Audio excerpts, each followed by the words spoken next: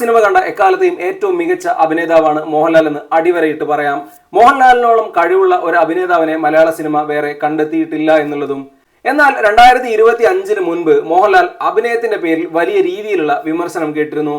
പ്രത്യേകിച്ചും 2018 റിലീസ് ചെയ്ത ഒടിയന്റെ സമയം മുതൽ ഒരു 2024 അവസാനം വരെയൊക്കെ വലിയ രീതിയിലുള്ള വിമർശനങ്ങൾ അദ്ദേഹത്തിന്റെ അഭിനയത്തെ ചുറ്റിപ്പറ്റി ഉണ്ടായിരുന്നു. അതിന്റെ പ്രധാന കാരണം 2018 ഒടിയനുമായി ബന്ധപ്പെട്ട് ചെയ്തിട്ടുള്ള ബോട്ടക്സ് സർജറിയാണ്. തുടർന്ന് അങ്ങോട്ട് അദ്ദേഹത്തിന്റെ മുഖത്തെ പേശികളൊന്നും അനങ്ങുന്നില്ല എന്നും അത് യഥേഷ്ടം ചലിക്കുന്നില്ല എന്നൊക്കെയുള്ള പരാതികൾ ഉണ്ടായിരുന്നു. പല സിനിമകളിലും വളരെ മോശമായി തന്നെ അദ്ദേഹം അഭിനയിക്കുകയും ചെയ്തിരുന്നു. അതിനെ തുടർന്ന് വലിയ വലിയ വിമർശനങ്ങൾ ഒരു 3-4 വർഷം അദ്ദേഹത്തിന് തുടരെ ഏൽക്കേണ്ടി വന്നിരുന്നു. എങ്കിലും ഈ കാലയളവിൽ ഇടയ്ക്കൊക്കെ അദ്ദേഹം മികച്ച സിനിമകൾ നൽകുകയും ചെയ്തിരുന്നു. അതിലെല്ലാം ഭേദപ്പെട്ട പ്രകടനം ഉണ്ടാവുകയും ചെയ്തിരുന്നു. എങ്കിലും വലിയ രീതിയിലുള്ള വിമർശനങ്ങൾ മറ്റ് സിനിമകളിൽ ലഭിക്കുകയും ചെയ്തിരുന്നു. നേരും അതുപോലെ ബ്രോഡാഡിയും അതുപോലെ ദൃശ്യം 2 ഒക്കെ അദ്ദേഹത്തിൽ നിന്ന് വന്ന ഭേദപ്പെട്ട പ്രകടനങ്ങളായിരുന്നു ഈ കാലഘട്ടത്തിൽ. എന്നാൽ 2024 അവസാനത്തോടെ മോഹൻലാൽ ഈ ഒരു വിമർശനത്തിന് വലിയ രീതിയിലുള്ള തടയിട്ടു എന്ന് വേണം പറയാൻ. കഴിഞ്ഞ കുറച്ച് കാലങ്ങളായി ലാലേട്ടനിൽ നിന്ന് വരുന്ന ചിത്രങ്ങളെല്ലാം ഗംഭീരമാണ്. പ്രത്യേകിച്ചും മലൈക്കോട്ടെ വാലിബൻ മുതൽ ഇങ്ങോട്ട് അദ്ദേഹത്തിൻ്റെതായി വന്ന സിനിമകളിലെല്ലാം ഏതാണ്ട് 90% സിനിമകളിലും മികച്ച പ്രകടനമാണ് അദ്ദേഹം നടത്തിയിട്ടുള്ളതെന്ന് പറയാം. അതിൽ പ്രത്യേകിച്ച് എടുത്തു പറയേണ്ടത് മലൈക്കോട്ടെ വാലിബനും തുടരവും ഹൃദയപൂർവ്വവും ഇപ്പോൾ റിലീസായ ദൃശ്യം 3യുമാണ്. മോശം പ്രകടനത്തിന് വിമർശനം കേട്ട സമയത്ത് നിന്ന് മോഹൻലാലിനെ വലിയ രീതിയിൽ തിരിച്ചുകൊണ്ടുവന്ന ചിത്രം തന്നെയാണ് വാലിബൻ. ചിത്രം തിയേറ്ററിൽ പരാജയപ്പെട്ടു എങ്കിലും അതിൽ മോഹൻലാലിന്റെ പ്രകടനം വലിയ രീതിയിൽ അഭിനന്ദിക്കപ്പെട്ടിരുന്നു. അത്രയ്ക്ക് ഗംഭീരമായി അദ്ദേഹം ആ സിനിമയിൽ പെർഫോം ചെയ്തിരുന്നു. അതിന് പിന്നാലെ അദ്ദേഹത്തിൻ്റെതായി വന്ന ചിത്രമായിരുന്നു എമ്പുരാൻ. ചിത്രത്തിന് സമ്മിശ്ര പ്രതികരണമായിരുന്നു. ഒരു അഭിനേതാവ് എന്ന രീതിയിൽ മോഹൻലാലിന് ചെയ്യാനായിട്ട് കാര്യമായി സ്പേസ് ഒന്നും ആ ചിത്രത്തിൽ ഉണ്ടായിരുന്നില്ലതാണ്. എന്നാൽ 2025 ഏപ്രിൽ 25 തിയേറ്ററിലെത്തിയ തുടരും മോഹൻലാലിലെ പെർഫോമറെ വീണ്ടും പുറത്തേക്ക് കൊണ്ടുവന്നു.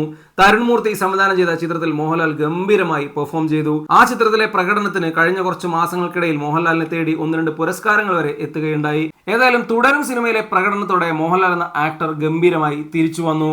അതിന് പിന്നാലെയായിരുന്നു സത്യനന്ദിക്കാട് ഒരുക്കിയ ഹൃദയപൂർവ്വം. തീർത്തും വ്യത്യസ്തമായ ഒരു കഥാപാത്രത്തെ മോഹൻലാൽ വളരെ ഗംഭീരമായി തന്നെ ചെയ്തു. തീർത്തും ലൈറ്റ് ആയിട്ടുള്ള ഒരു സിനിമയായിരുന്നെങ്കിലും മോഹൻലാലിന്റെ സന്ദീപ് എന്ന കഥാപാത്രം പ്രേക്ഷകരെ വല്ലാതെ ഇഷ്ടപ്പെടുത്തി. ഒരു ശരാശരി സിനിമ ഷോൾഡർ ചെയ്യുക എന്നുള്ളത് 80കളിലും 90കളിലും 2000കളിലും ഒക്കെ മോഹൻലാൽ പലപ്പോഴും ചെയ്തിട്ടുള്ള കാര്യമാണ്. അത് തന്നെയായിരുന്നു ഹൃദയപൂർവ്വത്തിലൂടെയും കണ്ടത്. മോഹൻലാലിന്റെ പ്രകടനമായിരുന്നു ചിത്രത്തിന്റെ ഏറ്റവും വലിയ പോസിറ്റീവ്. ആ സിനിമ തിയേറ്ററിൽ വിജയമാകാനും മോഹൻലാലിന്റെ പ്രകടനം കാരണമായി. അതിനുശേഷം മോഹൻലാലിന്റേതായി മലയാളത്തിൽ നിന്ന് തിയേറ്ററിലെത്തിയ 2 ചിത്രങ്ങളായിരുന്നു പാട്രിയറ്റും ദൃശ്യം 3യും. പാട്രിയറ്റ് ഒരു മൾട്ടി സ്റ്റാർ ചിത്രമായിരുന്നു. മമ്മൂട്ടി നായകനായ ചിത്രത്തിൽ മോഹൻലാൽ എക്സ്റ്റൻഡഡ് ക്യാമിയോ എത്തിയിരുന്നു.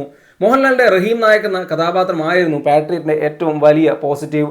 മോഹൻലാൽ സ്ക്രീനിലെത്തിയ സമയങ്ങളായിരുന്നു ചിത്രത്തിന്റെ ഏറ്റവും ഉയർന്ന നിമിഷങ്ങളെന്നും വേണമെങ്കിൽ പറയാം. ഏതായാലും മോഹൻലാൽ പ്രകടനത്തിൽ മികവ് കാണിച്ച ചിത്രമായി തന്നെ പാട്രിയറ്റിനെ പറയാം. തുടർന്ന് മോഹൻലാലിന്റെ വലിയ പ്രതീക്ഷയോടെ തിയേറ്ററിലെത്തിയ ചിത്രമാണ് ദൃശ്യം 3. കഴിഞ്ഞ ആഴ്ച റിലീസ് ചെയ്ത ചിത്രത്തിന് സമ്മിശ്ര പ്രതികരണമാണെങ്കിലും മോഹൻലാൽ എന്ന അഭിനേതാവിന് ഗംഭീര കയ്യടിയാണ് ലഭിച്ചുകൊണ്ടിരിക്കുന്നത്. ജോർജ് കുട്ടി എന്ന കഥാപാത്രം 13 വർഷങ്ങൾക്ക് മുൻപ് ലാലേട്ടൻ ചെയ്ത് ഫലിപ്പിച്ചതാണ്.